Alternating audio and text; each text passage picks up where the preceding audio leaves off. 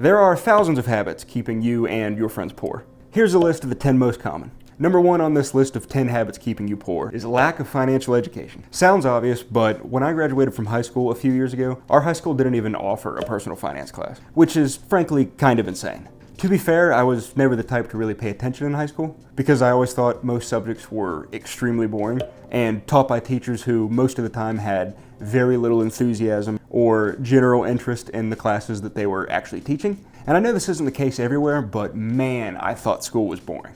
All that aside, I honestly think somebody like even me would have paid a lot more attention in school if we had some practical education in finance. Luckily, my parents gave me enough of the basics so I didn't end up in tens of thousands of dollars of credit card debt, but a more in-depth finance class would have honestly helped me out a ton in high school. So if you don't have a good background in financial education, find a way to get more educated. The good thing about modern society is it's unbelievably easy to obtain new information and to learn a new skill. Right? Between cheap online education at, say, a community college, for example, and literally tens of millions of videos on YouTube posted every year, you can honestly learn enough about a particular subject to be quite proficient in just a few months. Seriously though, if you know nothing, absolutely nothing about financial education, you could be more financially knowledgeable than your average person in probably 1 or 2 months if you just committed 40 hours a week to studying hardcore and watching videos and reading books, listening to podcasts. Just doing that kind of thing in general for a couple months, you'll be more knowledgeable than your average person in finance, even if you're coming from a background of absolutely zero knowledge. So that's it for habit 1. Watch more videos like this and you'll be ahead of your peers in no time. Habit number 2, keeping you poor. Buying expensive cars that you absolutely cannot afford. Dude, let me tell you what, man. If you want to see a bunch of relatively expensive cars with ridiculous monthly payments, go to the hood. And I'm not even joking. Every time I'm downtown in a bad area, I literally could not count the amount of Dodge Chargers and Camaros and Mustangs and Escalades that I see every time I drive through a bad part of town. It's like every other car is a clapped out Charger with big rims and no muffler. And the crazy thing is, it's usually not like a 2005 Charger or Escalade or whatever. It's usually like a 2021 or 2022 or something. Anyway, enough of the pointless ranting. The average new car payment in America is right around $730 a month, which in my opinion is about as ridiculous as it gets. Literally give it a couple more years and we'll be at $1,000 a month for a freaking Kia. In all seriousness, spending a stupid amount of your paycheck on a brand new car is one of the dumbest habits you can possibly have. And also one of the most common reasons why people that are poor now and have always struggled with money are gonna keep struggling with money 15 years from now. Imagine if you bought a $5,000 or $6,000 Corolla and paid it off as fast as possible. Word. Imagine if you bought a $5,000 or $6,000 Corolla and you paid it off as fast as possible. You'd have a reliable car where literally all you had to do is buy gas and change the oil. And I don't know about you, but I would gladly drive a cheap car for an extra $500, $600, $700 a month that I got to put in my pocket each month. And that's exactly what I do. The third and extremely common habit preventing you from being in a better situation is not making a monthly budget. I made a video about a month ago on how to make a good monthly budget, and let me tell you what, man, don't waste your time on that garbage video. It was literally the first video I ever made, and the production quality was so bad that it would personally offend me if you watched it. That being said, the point still stands. If you don't track your money every month, you're just throwing caution to the wind. And frankly, making a monthly budget is really easy and also really worth your time. Really, all you have to do is this. Wait till the first of the month rolls around, then just write down everything you spend that month. And you can use your phone or write it on a paper or whatever, but just write down what you buy that month. Now, take that piece of paper and throw it off the bridge. And now you don't have any monthly expenses. Just kidding, that doesn't work. I already tried it. So once you get to the very end of the month, just group all of those expenses into categories. So $1,000 on rent, $500 on a car, $400 for groceries, whatever. And then the next month, you can actually make a plan for your money because now you kind of know what your general expenses look like. No reason to make budgeting overly complicated. Just keep track of what you spend and don't go into each paycheck totally blind. Switching gears a little bit, the next bad habit keeping you or someone you know poor is not getting into investing early enough or at all. This could be because you don't understand the concept of investing, or you only think investing is for rich people, but that ain't the case, man. You can make like $50,000 a year and still retire well before 65 if you invest properly.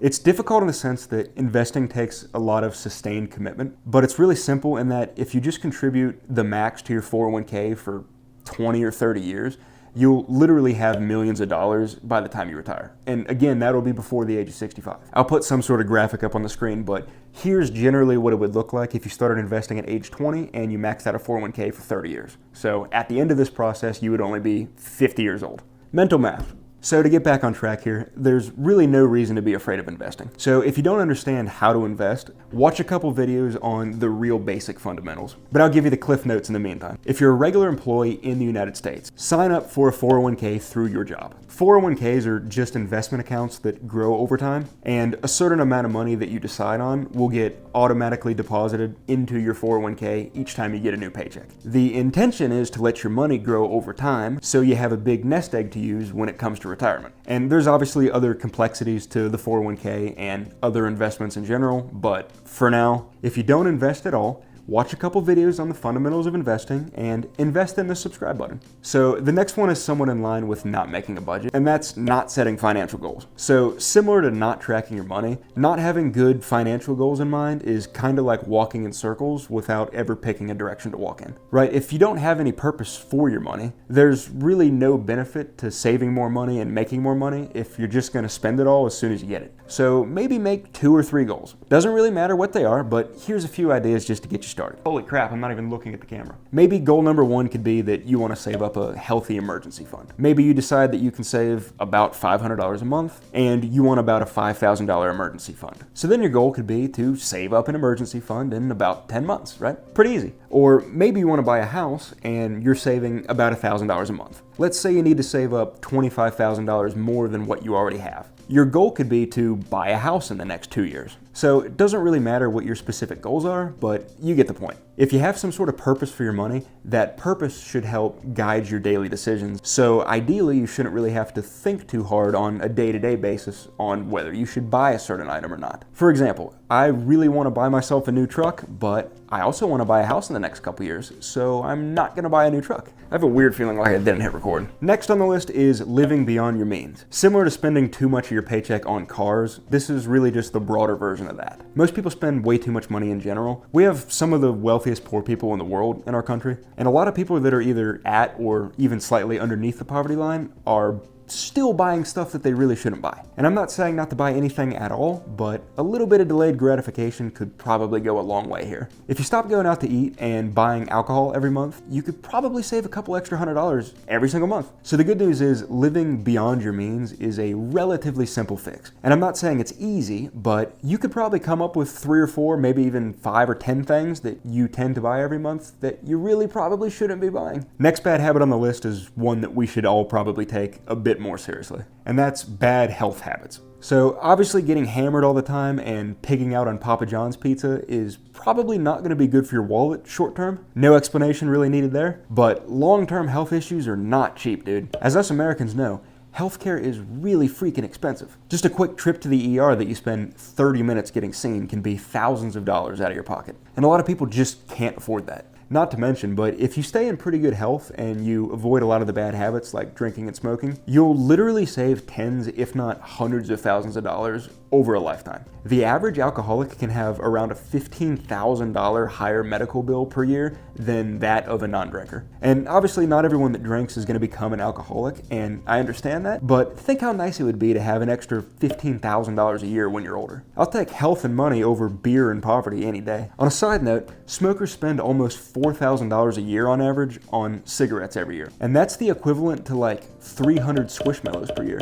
Link in the description. Just kidding, I'm not affiliated with Squishmallows. So make healthy decisions. You'll be happier and wealthier. Next one on the list really hits home for me, and that's procrastination. We all get it, and it's a terrible habit, and don't even get me started on my attention span. I can hardly film a video like this without checking Facebook, but in all seriousness, procrastination is without a doubt one of my worst attributes. For example, I don't know if I'll ever make any money off this YouTube channel or what else I might be doing in the next couple years, but I've wanted to make YouTube videos for the last probably couple years, and The only thing stopping me from doing it 3 years ago was I literally just didn't really know what to make, so I procrastinated and I never got started. And I'm still not totally sure what I want to do, but at least I'm making videos now, so that's a step. But for real, if there's something you've always wanted to do, or you have an idea that you think you should spend more time on, you might as well just give it a shot now, because you're not going to be any younger tomorrow, dude. We only got so much time in this big rock. But anyway, not to be too philosophical. Next bad habit on the list is not having an emergency fund. I didn't have an emergency fund up until probably about 2 years ago, and that's because I was a broke college student that made poor financial decisions. Let me tell you what, man, that's a really stupid way to live if you can avoid it. If you're like me and you don't have any kids, you kind of have no excuse to have at least a few $100s set aside for an emergency, but probably more like a couple thousand. Now, if you ask Dave Ramsey or some of the other financial guys how much money you should have in an emergency fund, most of them are going to say the stereotypical about 3 to 6 months worth of expenses. And that's a great goal to have, but realistically, if you can just save up 1 or 2 grand and not touch it, that's significantly better than most people, and that'll still give you a pretty big cushion in case an emergency or something actually does come up. So if you don't have an emergency fund, literally just don't buy anything for like 2 months. 4 paychecks,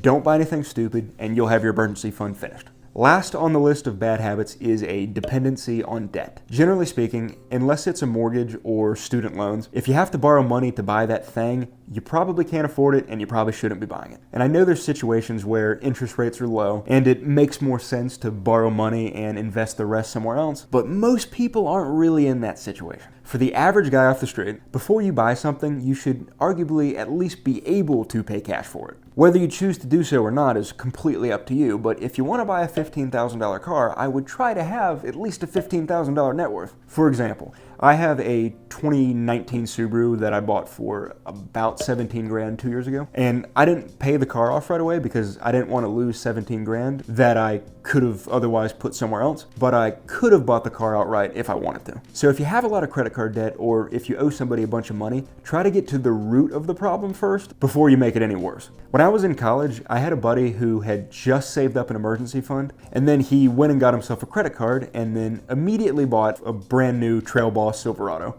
And I'm all for driving something you like, but this dude bought a $55,000 truck with like a $400 net worth.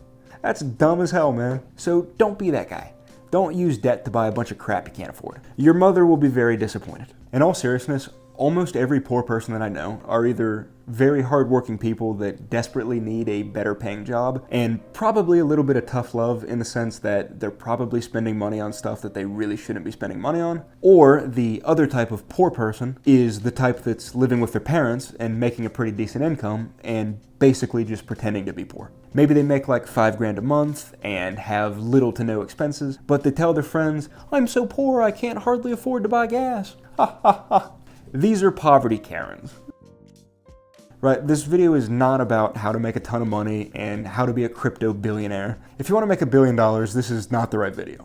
Go watch an Elon interview. This particular video is intended to benefit people who are either living paycheck to paycheck or going further into debt each month because they can't seem to figure out a way out. So again, if you're struggling to make ends meet, maybe consider some of these habits and see which ones of these you're doing. I almost guarantee you're probably doing at least 2 or 3 of them because I certainly did, and I still do some of them on occasion. You're not going to get filthy rich just by cutting out these bad habits, but you might be able to stop being poor. And being not poor beats being filthy rich every day. Anyway, thank you for making it this far through the video. I hope you found some benefit in this. I always have fun making these videos, and I'm still very new at this, obviously. So please give me some feedback in the comments and I will gladly read anything that you guys write and I'd be happy to respond to anything, but always a pleasure. Have a good day.